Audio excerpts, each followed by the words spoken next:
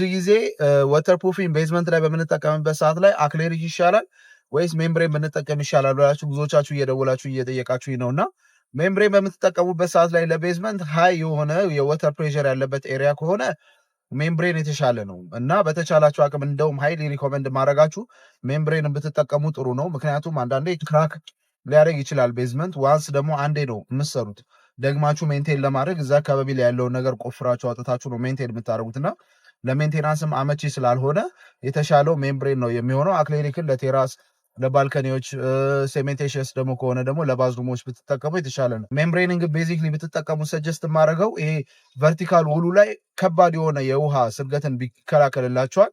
ላይፍ ስፓኑም የተሻለ ነው። ዋጋው ትንሽ ሊጨምር ይችላል ከአክሌሪክ እና ይቀንሳል ብላችሁ የምታሰሩት ነገር ነገ ዋጋ ሊያስከፍላችሁ ስለሚችል በተቻላችሁ አቅም ለቨርቲካል ለቤዝመንት ፓርቶች ለቨርቲካል ወሉ ማለት ነው ሜምብሬንን ተጠቀሙ።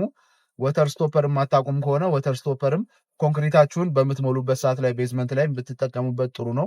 ይሄ ኤጅ መጋጠሚያ ቦታዎች ላይ ውሃ ሊክ ሊያደርግ ስለሚችል እዛ ነገር ፕሮቴክት ያደርግላችኋል እና ወተር ስቶፐርም ተጠቀሙ።